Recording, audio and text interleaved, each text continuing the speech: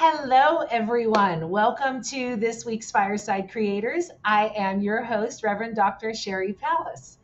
This week's show is on the Great Replacement Theory, and we have an absolutely amazing panel to discuss it.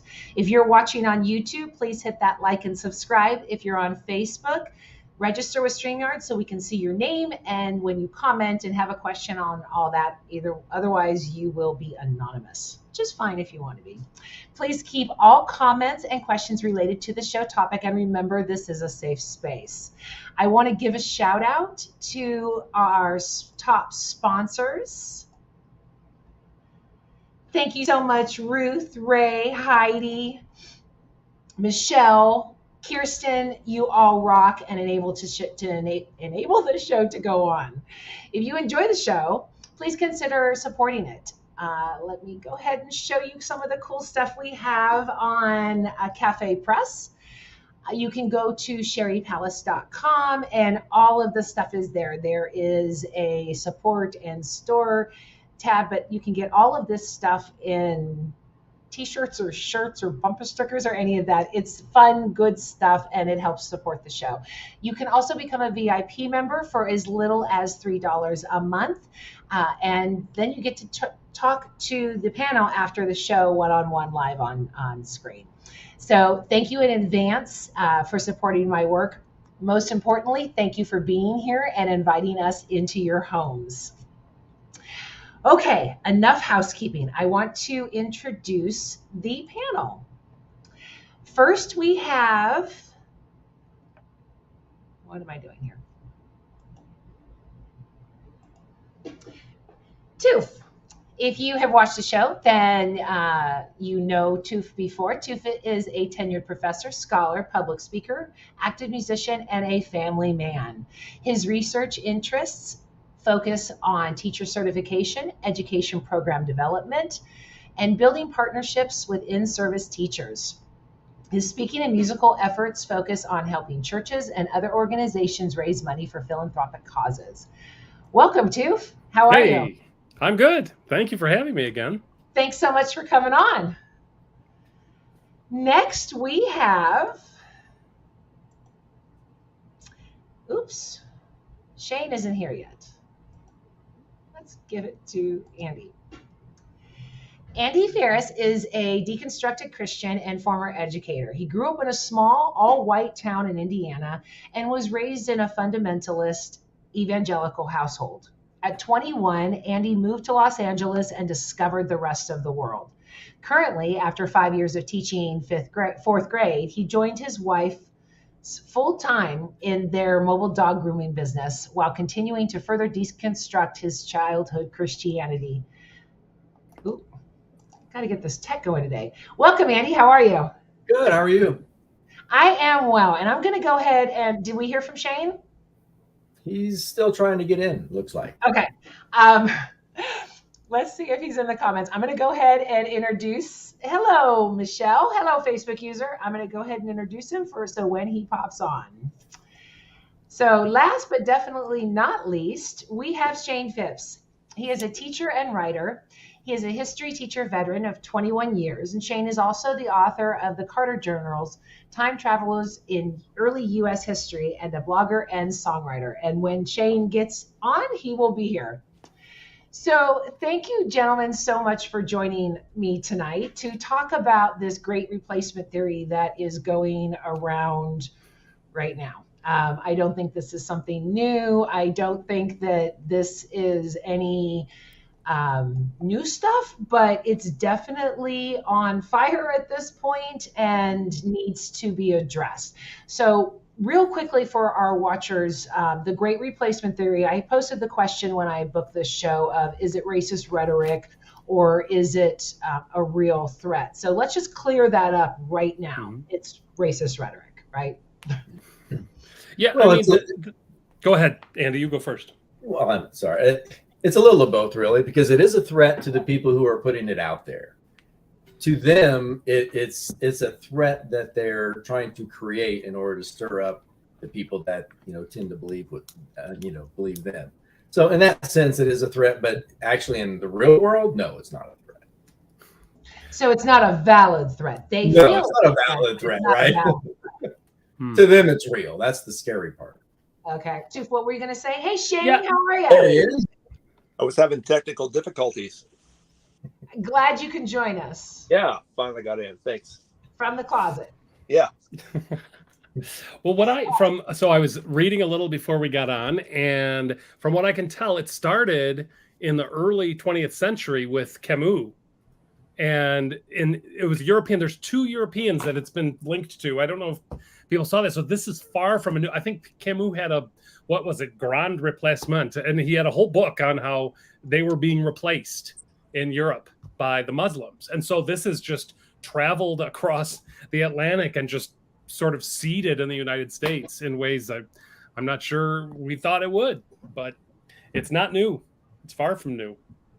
I watched Tucker Carlson's piece on it, and basically his theory is, if I understood it correctly, was that the U.S. is going to be flooded with immigrants that are going to make white people the minority. And their concern in that is voting power, which just struck me as really anti-democratic, because if this influx of people are coming in, then wouldn't you want to win them over to vote for you? And then it becomes a moot point, right? Well, So it's more authoritarian than anything. Shane, what you got to say? Let's see. I've taught history for 21 years, and I'm trying to think of any time where anybody has replaced white people in power. Ever. Has it happened? That's usually what white people do. Right. Yes, white people are the replacers. Yeah. History, not the way around. I'm trying to think of what we in America call a minority group coming in and replacing white people, and I cannot do it for the life of me. I can't come up with an example. So I think we're talking about something that doesn't exist in the form that it's being presented to us as a scare tactic. Yeah. Okay, so before the show, Andy and I were talking, and just to throw this out there, I'm going to play the devil's advocate because my father was a racist. And I can hear him saying, well, no, they are being replaced in Congress and the House because now minorities are more prominent there. Would that be an example? Because to me, it's not. But I can hear a racist saying, well, Ilhan Omar is there, and so they replaced a white man. I mean, replaced or represented? Oh, I like that answer. I mean, there you go. So again, it goes back to an authoritarian mindset as opposed to a democratic one. Right.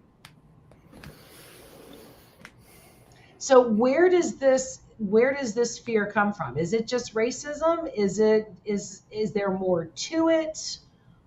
What are their fundamentals? You know what I think some of it, okay, I am making this up, but I do think this. So if you think about a lot of the people that ascribe to this idea of replacement theory, a lot of them are like underskilled or unskilled white laborers who don't have the educational background to gain power in the 21st century. This is my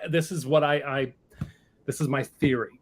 And so they are losing power in some sense, because really to have power and success in this country now, you need to be educated. You need to just be caught up with the world. And there's a large portion of our population that's being left behind.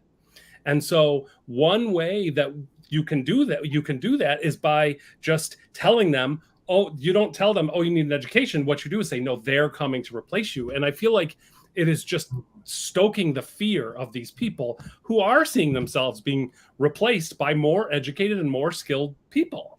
So I think it's just, go ahead. I feel like there is two different things here going on. There's a sales pitch being pitched to the people you're talking about from the leadership of the Republican Party that says that you're being replaced. But Andy and I grew up in the same very small town in farm country in Indiana. And I can tell you that people who live in such places, having grown up there, grow up in a completely ignorant bubble about what's really going on in America. Because everyone we grew up around looked like us. Everyone had more or less the same values, more or less. And that's the way people grow up generation after generation, unless they eventually leave those towns. Those towns are the people that elected Donald Trump, right? Those towns are the people that support, those towns are the people that support the GOP. That's their big base. The religious right, fundamentalists, and all that. They have no clue, really, legitimately, they have no clue what actually this country is like. They just don't. And you know, Americans media largely has supported them, thinking, you know, the red, white, and blue. Most of America kind of panders to that idea. The American ideal is that kind of country music, right? That kind of image is portrayed there. Faux That's patriotism. not really America, right?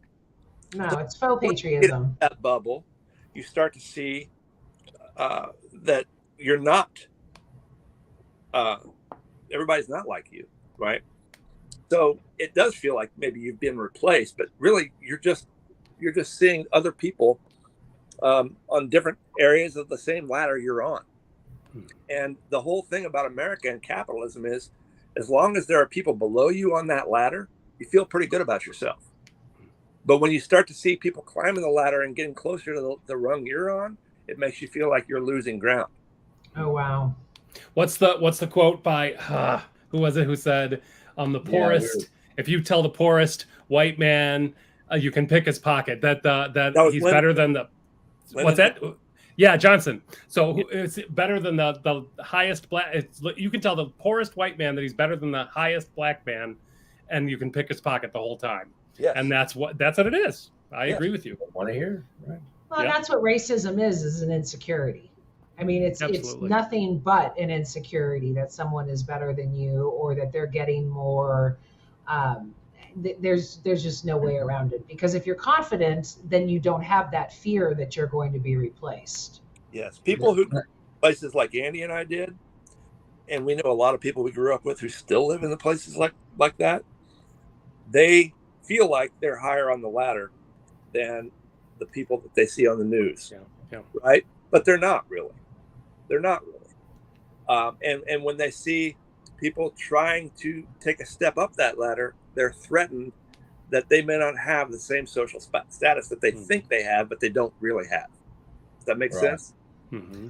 Well, yeah, because that's along the lines of, you know, all of these supporters that we're talking about, the poor white population supporting Trump, who shits on a golden toilet, and saying that he was one of them. I mean, so, you know, when you have that mentality that you are in that position and one of them, you can pick their pockets, right? Mm-hmm. Right. Mm-hmm. That's where Trump really strikes a chord with that group, is that he gives them, through his false bravado, that confidence that they don't have in themselves, that fear that they have, and that they project. They see the whole world through that prism of that fear of being overtaken, because they've been told that their whole life. They're coming to get you, basically. You know, eventually they're going to outnumber you. Then what? But Trump stands up there and just says it with all the confidence in the world. And all of a sudden, this whole group of disenfranchised white people are going, wait a minute. If he can say it like that, then I can say it like that. And that's what I think we're starting to see. You know, school board meetings and places like that. We're seeing racists come out of the woodwork and just say it out loud. and proudly. It's scary. Just to think about the danger of this theory. So, we say, oh, it's being replaced. But do you remember, so what was the big racist rally? It wasn't Charleston. Was it, where was it? Just a couple years ago. Charlottesville. Do you know what they were saying? The chant they were doing, Jews will not replace us. You will not replace us. That was the core of that theory. This is a dangerous theory. It's not just some dormant theory. This is causing violence. And I think this is one that we need to really figure out how to crack, because I don't think the violence is over when it comes to the way that this narrative is being pushed by these people. Well, wasn't it just reiterated in the shooting yesterday at the 4th of July from the guy? I mean, he was a white supremacist, from what I understand, if there's any legitimacy to what I'm seeing all over social media. He looked like one. He sure looked like one. I agree with you. And then dressed as a woman to get away. I thought that was really ironic too. Right. He really went for it. Yeah. So am I minimizing it to equate it to a relationship, and being in a relationship and constantly saying to your partner, don't replace me, don't replace me? Because again, I look at it as just an insecurity of saying, well, if you're more secure with yourself, then you're not going to have those fears. If you know your standing in society, if you own your shit, if you're doing everything you can to make this world and yourself a better place and person, then you're not as fearful that you're going to be replaced like you would in a relationship that's loaded with insecurities. Right. I still think that it all comes back, even beyond race and racism. It comes back to income inequality. I think that's at the bottom of all of this stuff, and I think it goes back to that issue. I want my status on the social ladder to be above certain other people, and as long as I have enough people below me, I can look at myself as a success, right? And anytime other people start to climb that ladder, you start to get freaked out, like, well, I better up my game, or I better shit on these other people and keep them below me, because I don't want to lose my status on this ladder. I think that's what is inbred in so many people in America.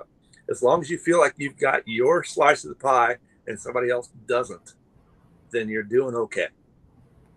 And there's a lot of different ways you can go at that. So you can go at that by talking about race. You can go at that talking about, oh, look at, we have more women in the workplace now. Look what that's done to society. There's a lot of different ways to use that to attack different groups that are easily attacked by these people. So it's like they can use that overall theory to go in and just hit everybody. I think women are under attack just as much as anybody right now, right? Right. The way to get us out of the workforce is to get us pregnant. So they're targeting it that way. But I hope it's not lost on the audience in any way, shape, or form that we have 3 white guys on the panel. I was thinking about that. So I want you guys to note the power behind that. And their willingness to come on and make this change, because we need more guys like this. Just had to throw that out there. I in some ways, all right, so I'm going to be transparent here. There are times when I have felt, well, I guess my opinion doesn't matter. Like so I'm an academic and I'm in academic conferences all the time. And a lot of times people don't want to hear from white guys. It's just I'm just being completely honest. They don't want to hear from white guys. And if white guys raise their hand and say something, the room groans. And you know what? We've earned it and we deserve that. Totally. I get it. It's still so for my initial reaction to those sort of, when that happens is, oh, well, I guess I don't have an opinion. And then I'm like, what am I talking about? Like, that's silly. That's ridiculous. That's not, nobody is saying that, but so I guess what I'm getting at here is I do have that tinge of fear for a moment when that happens. And so I kind of understand their fear until I snap back into reality and say, that is a ridiculous perspective. Like, just because the pendulum has swung back and is honoring other voices doesn't mean white men and my voice have no place. So I guess I'm saying by that is I understand the fear. There's never been a time when white men have been challenged like this, and there is some insecurity, but you know what? It's going to be a better world. And I think we need to just stop. And like white men need to just say, you know what? It's going to be a better world with more voices here. I am not going to be completely in the dark.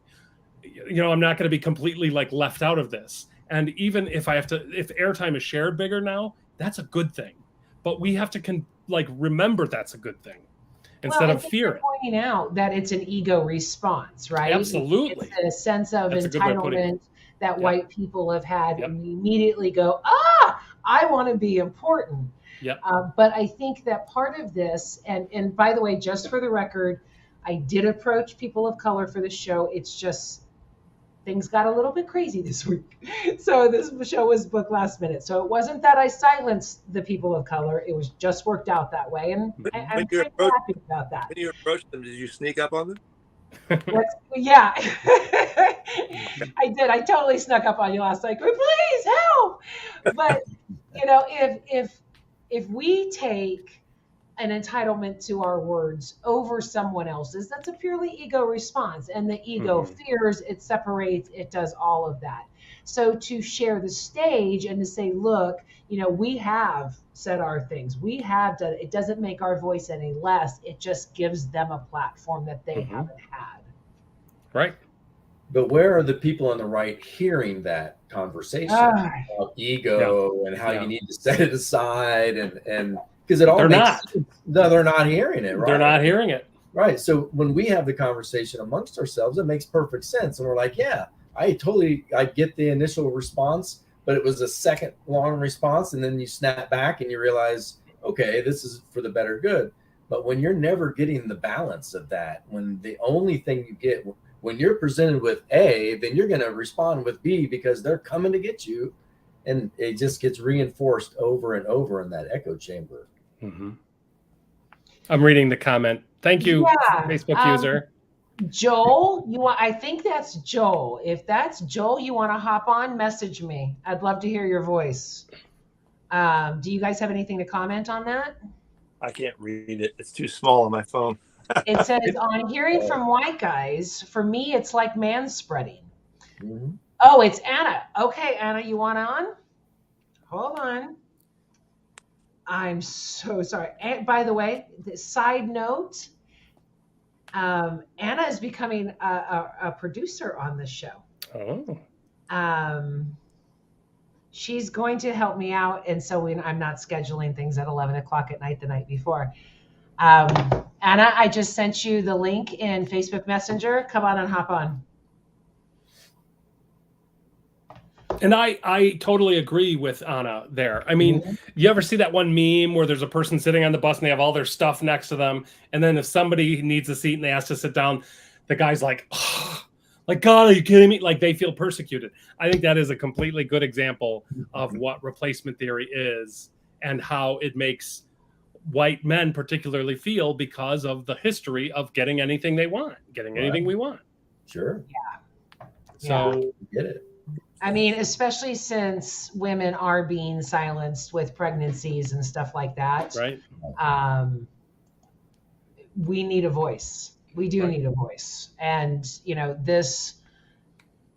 although I haven't, as much as I can't stand these women, I haven't heard Laura Ingraham Nazi saluting person that she is, or Paula White talk about great replacement theory. Am I wrong? Is it just a white man spreading this, like Tucker Carlson and stuff like that? Dan Bongino, and idiots and assholes?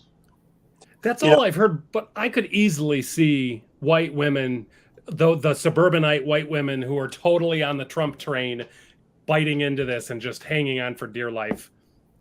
I could see that. Like, it makes good sense still. Anna can't get in. She's watching and eating. That's okay, Ron. It just adds to my point if I tried. It just occurred that the term replacement theory in and of itself is an admission that you're on top. Mm-hmm. That's true. It is. Ooh, wow. Yeah. Yeah. If you say replacement theory, you're basically saying, don't knock me off my spot. Mm-hmm. Right? I'm up here. I've been here for a long time. Don't knock me off. I've never really looked at it that way, but it just kind of popped into my mind. Mm-hmm. Yeah. It's so baked in. Yeah. I mean, it's baked in so deep to the fabric of this country that you grow up just immersed in it. Yeah, it's weird when something like that hits you, because you're like, wait a minute. I've just always assumed that to be the way it should be, because that's the way it's always, growing up where we did. If you went to someone in that town and said, do you ever see racism? They're going to go, no, we never see racism. I don't know what you guys are talking about. We never see it. It's not on my street. Nobody I talk to says anything racist to me. Well, no, of course they don't. So in their mind, the world is not racist at all. What are you talking about? Right. My father claimed he wasn't a racist. Sure. Literally nominated, or was going to be nominated until he rejected it because he didn't like organizations. Not that it was evil or anything like that. It was an organization. Nominated for what? Grand Dragon of the KKK. Whoa. So, and he swore he had black friends. He didn't. He swore he wasn't a racist. He was. Yeah. I mean, through and through. And again, insecurities and bravado and all of this type of thing. Right. And in the end, it just made him smaller. Very scary, but smaller. You ever hear the I don't remember what it is. There's some like joke, not a joke, like a saying where, whatever you see, that's what's in your heart. Like I see a pig, and so therefore, a pig is in my heart. Like it's this idea that, whatever I think, I attribute that particular motivation to other people. And so when African Americans and women are just fighting for equality, just fighting for just basic humanity, a lot of white men and white people in power think they're coming to take over because that's what they think. They think power only. That's not what, I don't know if you saw that. There was a one viral video by this African American woman in the middle of one of the big riots, and she said, "You're lucky we're only fighting for equality and not revenge." That's what the replacement theory is ridiculous, because they just want humanity. These people just want humanity. They're not trying to take over. They just want their humanity that they deserve. And I just don't know how to. Don't mix, though. You can't have power and unity. So if people are in search of power, and that's how their ego is fed, that's what they're surviving on, they can't even fathom being unity, because that would be weakness. Right. Or that somebody else would actually want unity, right? Like, because they are so cancerous, they think everybody's cancerous. When it's like, no, we just want actual representation in the workplace, to vote, and shared power in this country. We're not trying to take over. And I absolutely believe that, but I don't know, how do we get these people who are so eaten away by fear to accept that? Yeah, my whole thing about, my response to this, here's 3 white dudes and a white girl talking about this problem, is that I see my role as a white person, and I've written a whole bunch about this over the years, is I just have to share my story of where I came from and where I've come to be now and where I hope to go, and understand that I really don't have anything to add to this conversation other than a search for empathy. So Andy and I were talking about this, earlier this afternoon. He called me and we talked a little bit about this, and we talked about how I've never, 99.9% of my days, I go through my life not even thinking about the fact that I'm a white man.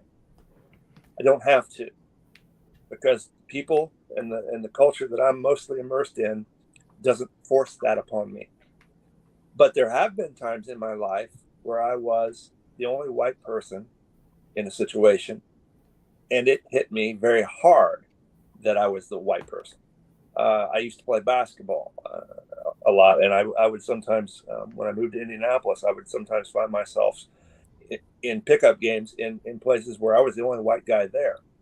And I was met with terminology like, hey, they call me Larry Bird, things like that, you know. So I was forced to deal with the fact that I was white, and it made me very uncomfortable. Right? It's the only times in my life that I've ever been uncomfortable in my skin, but just because of what my skin was. So very few times I've had to feel that what Black people and people of other minority groups go through every day of their life. And if I can feel that, I've probably felt that a dozen times in my life over 55 years. You know, what if you had that burden? My whole approach to what I do, as far as when I write about this, is to try to get white people to understand that they don't have to deal with that, and that is their white privilege. It's not a card that you get that says, "Hey, you get a discount at this store." Right? It's the fact that you don't have to deal with the crap that comes along with the color of your skin. Automatically, you don't. Doesn't matter what class you're in, you don't have to do that. You can walk into any store and you're still white. So I don't know how that relates to replacement theory, but I guess it does. You could make that argument that it's not replacement. It's acceptance. It's being able to have the same opportunities in life that everyone else has, despite what you look like, or who you sleep with, or all of that stuff, right? So that's I think it might boil down to you're afraid of getting replaced, and they're afraid of getting slaughtered. Yeah.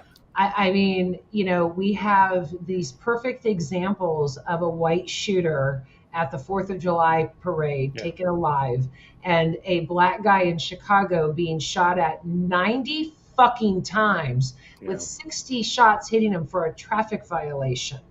So when someone says to me, you know, or I hear that someone's afraid of being replaced in society, the replacement is already happening for minorities because they are being slaughtered in our streets by authorities.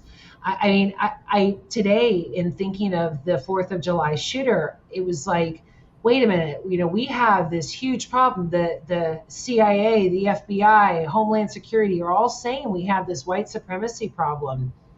If it wasn't white supremacy, would the internment camps happen again? Because we locked up all of these Japanese in the 40s because we feared that they were a threat.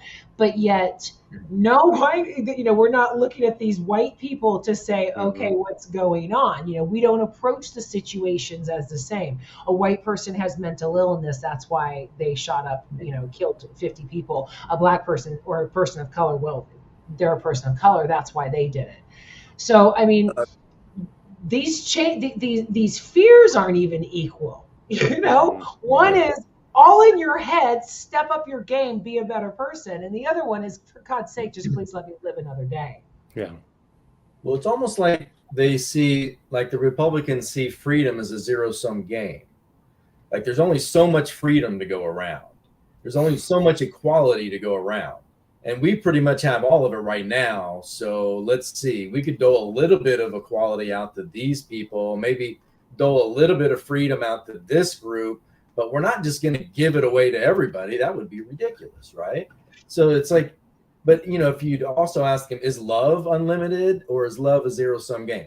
Love is unlimited, right? So why isn't freedom unlimited? Why isn't equality unlimited? Why do we have to limit people on their freedoms in order to make us more free? I mean, that's what they get back to. We are now free to limit other people's freedom. It's such an odd way of seeing the world, but So this question, that's all right. I was just looking at that. I like the question. Do you mind if I say? Yeah, go ahead. I just want to read it for people who can't see it. What I'd like to know is how these folks feel when they hear about this for the first time. So my response to that would be, I don't think this is discernible, because I think one of two things happens. Number one, they hear it at their dinner table since they're 3, right? Like this has been something their family has been talking about their whole life. And it's been a message that has been so deeply ingrained. But the other thing, the other place where this kind of message comes is this the internet coaching that these far right-wing groups are doing to young white males. They're just slowly, I mean, it is all over the internet. These far right groups, I see it all over my Facebook feed, and what are you going to do when the end times come, and buy this food, but it's just so subtle that, I mean, there is a lot of coaching happening online by these young white kids everywhere they go on the internet. And then before you know it, I know parents whose child has become a white supremacist right under their nose and just left. Wow. And so it's hard to answer that question because it's generally strategic and subtle by people to brainwash people to thinking that this replacement theory is real and this level of conspiracy theory is real. So it's a difficult question. It's subtle. It is. It is. And it's always been tied in with religion for the whole history of our country. So, Christian persecution. Exactly. I mean, they need to go evangelize the world so they don't get taken over by those trying to persecute them. So it was it's easy to transfer that kind of thinking over to race and racism in your mind when you're already set up to believe that way of thinking. Mm-hmm. And so they just it's like an add-on. Okay, well, use that same reasoning, but now we're going to use it with racism. See how that works for that too. And now we can get this whole group so afraid because of racism. And next we'll get them so afraid because of whatever the issue of the day is. Caravans. I think it might be caravan season. I'm not sure. Well, I think it was really interesting that most of the talk about Roe v. Wade over the last couple weeks, with it being overturned in the Supreme Court, was from the right was, oh my God, why are you so upset that babies are going to be born? But I thought it was sadly ironic that the white replacement is so afraid of being replaced when white women will continue to get abortions, but poor people of color will not. So this fear of them being replaced, they just perpetuated by outlawing abortion. There will be mass minorities born because poverty restricts women's growth. They cannot even afford to take off the time of work to go get an abortion. It's monstrous. But the thing that they're afraid of the most is what they're creating. It's a self-fulfilling prophecy. Yeah. I'm afraid of I mean, I know Clarence Thomas has already kind of let the cat out of the bag as to where the court might turn its attention to next. They're probably going to go after same-sex marriage. And then what's next? I mean, is it going to be Loving versus Virginia? Which happened the year I was born. It was illegal in a bunch of states for a black and a white person to marry each other. Andy's married to a black woman. Andy, have you given any thought to the court coming after that? Of course. I mean, yes. Why wouldn't they? Right? Yes. Oh, I know. And it's so interesting that Clarence Thomas never actually mentions that case. He mentions every other case that might be able to come up and go under that taking away of our personal freedoms, but he never mentions that one. But it's going to go right along with it. He'll probably get grandfathered in somehow. Yeah. I don't know. I have a theory that it's his way away from Ginny.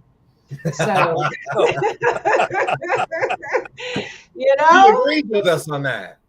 Yeah, the government made it so she's got to go. I mean, but that gives way too much credit to Clarence. Sorry, honey. We're done. Sorry. Yeah. Elaborate ruse to avoid a divorce. Yeah, exactly. No divorce. Let's just, but the control, the power, this whole thing about being small government is out the window. It's ridiculous. It's not. It's selectively small government is what it is. They want small government over financial things, but big government under social things. Mm-hmm. And Dems want almost the reverse. It's small government for white people, big government for everyone else. Yeah. This has been since the very beginning of our country, by the way. The very beginning. Mm-hmm. This was the same argument they were having with different topics on top of the surface, but whole thing has been with us the entire time. And it's always been, how can the elite white class come out on top? Yep. From the very beginning. And one way they'll do it, to go back to what Sherry was talking about with the increase in, African American births, is they'll build more prisons to house them and make more money off of privatizing prisons. That will be the end game. If they see those numbers coming through, then they're going to start investing in prisons, because they already do that. That's already their game now, is to get as many minorities arrested in that pipeline to fund all those private prisons. So they'll win either way. They're going to win, whether it works and they get the majority, or whether they lose and they get the minority. Either way, they're going to win, because that's how I don't believe they'll win. I don't believe they'll win, because they've lost. They're losers. They lost the Confederacy, or they lost, in the Civil War. The Nazis lost. There is progress. It does sway, and it is hard. But just the fact that I have 3 white guys talking about the Great White Replacement and saying it's bullshit is a step forward. Right. As long as we can remain having these conversations, that is. But I mean, it has to go forward. It has to get better. We have to speak up and try and change this, because we cannot let insecurities do this. We were a slave-owning nation with all of this, and they didn't have rights. We still have voting rights. We still have rights of speech. We can change this. We can say, you don't deserve this power anymore. We can. I can't think of it any other way. If not, I mean, we're doomed. I can't give up. I agree with you. Eventually, we're going to win. I absolutely agree. The problem is the damage that's going to happen along the way is going to be so great because really, these people would rather install a Christo-fascist government than lose power. I'm absolutely convinced. They do not have a problem with installing a non-democratically elected government. They have no problem with it. I think a lot of people who were pushing this bullshit about Trump won, they knew he didn't win. Every Republican knew he did not win, but they still pushed it because they are anti-democratic. They do not want the majority to rule. Not now. They did 50 years ago because it was easy to win. But as soon as they no longer have the majority, this is the replacement theory. They don't have the majority anymore, and they are willing to replace democracy, even a republic, because these are not democratically elected people when it's so terribly gerrymandered, and the voting rights are so unequal between black and white, poor and rich. It's not a democratic country. That's my issue. Is I agree with you, Sherry. We're going to win eventually. But what damage will happen along the way? And how many people, millions of people, are going to suffer? I should know this, but I don't off the top of my head. But when was the last time that a Republican presidential candidate won a clear majority of the votes in the general election? Reagan. I think it was. I think it was Reagan. That's been a while. It's been a while. Yeah. Well, that's why they have the Electoral College, because it was to give the slave owners more voice over the voters. Right. So I like this question. I'm going to start, and I'm even going to speak for Shane. I'm having this show. I am doing everything I can to educate my following, my social media following, my friends, and everything, for A, that it's out there, and B, what it actually means. And I'm going to start with Shane, because the reason he's on this show and I'm having this show is because he's doing the same with articles he's writing, and wrote an article about this, which is what prompted the idea for the show and why we're having it. So since I've kind of cut you off, Tuf, you start and then let's go around that way. Tuf, what are you doing there? What am I doing? Well, I educate teachers for a living. That's what I do. I coordinate the secondary program at Oakland University in North Detroit.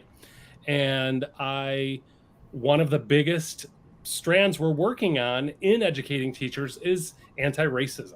Like, how do you create anti-racist teachers?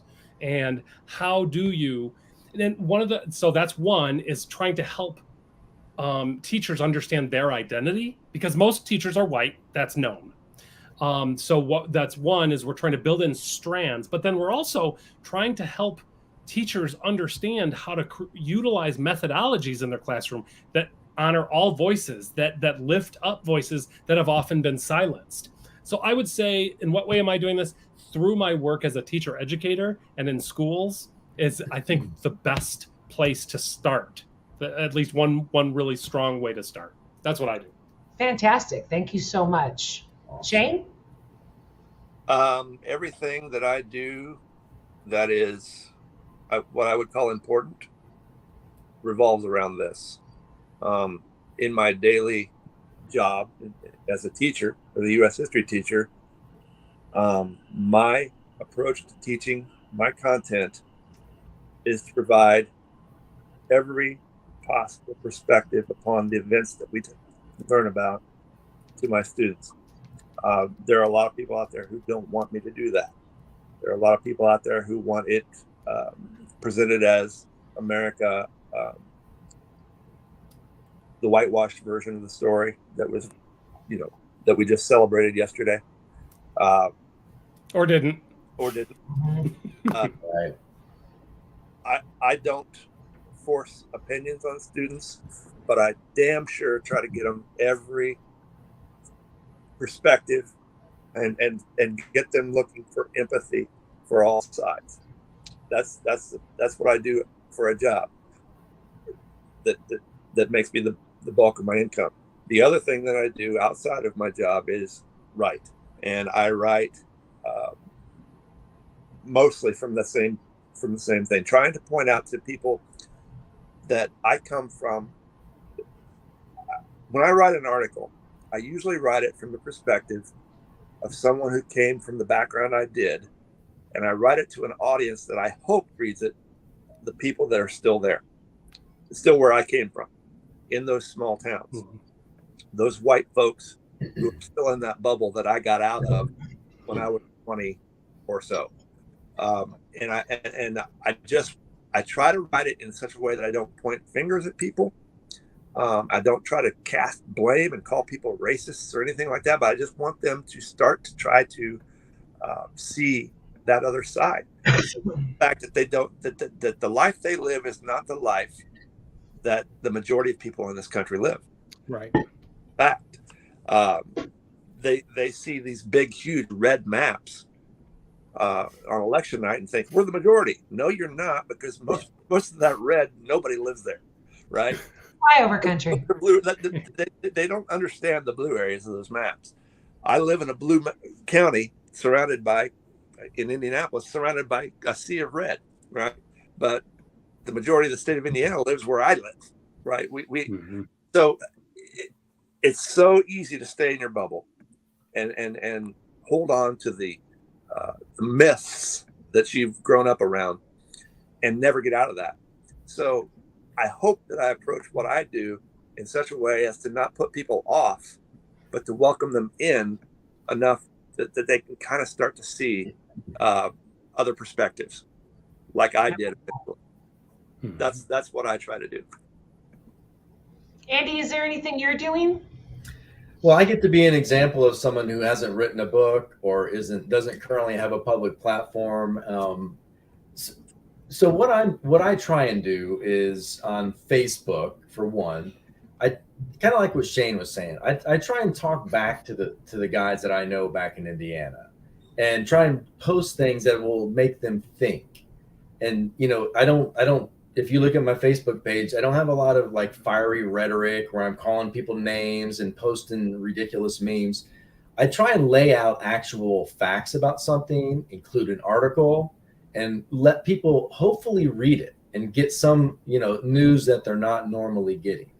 So that's one thing that you can do.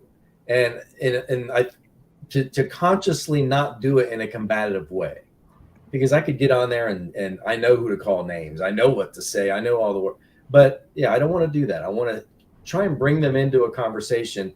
I don't get a lot of responses to those posts. I get a lot of people that are looking at them, but not a lot of people that necessarily comment. So I don't know, are they agreeing? And that's fine as long as they're seeing it. Andy, my Twitter account is a little different. I don't talk as nicely on Twitter. On Twitter? No one does. No one does. to many of the things he was just referring to that he posts, his tagline is, because there is good news out there.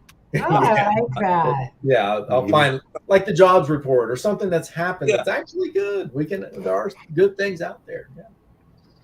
Yeah, well, they just announced that 130 million Americans have less than a sixth grade reading level, which is probably why memes take hold and why memes, have so much influence, because people aren't reading. They're not taking the time to read those articles. It's what's going to incite, inflame, and get shared before anything else happens.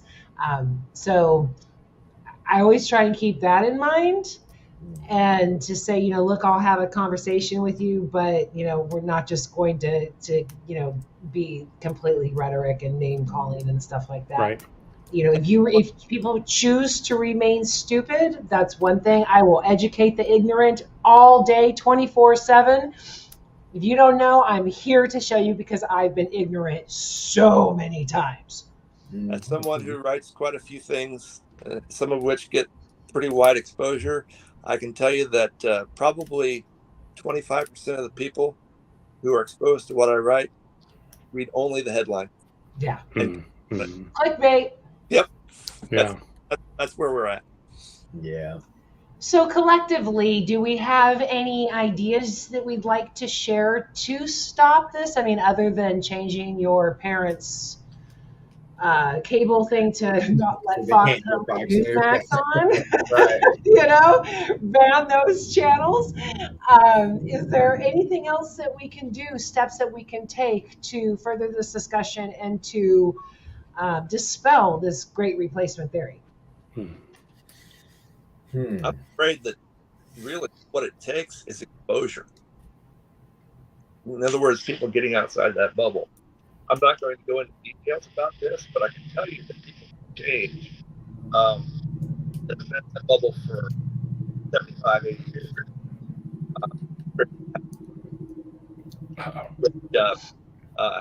As the heart.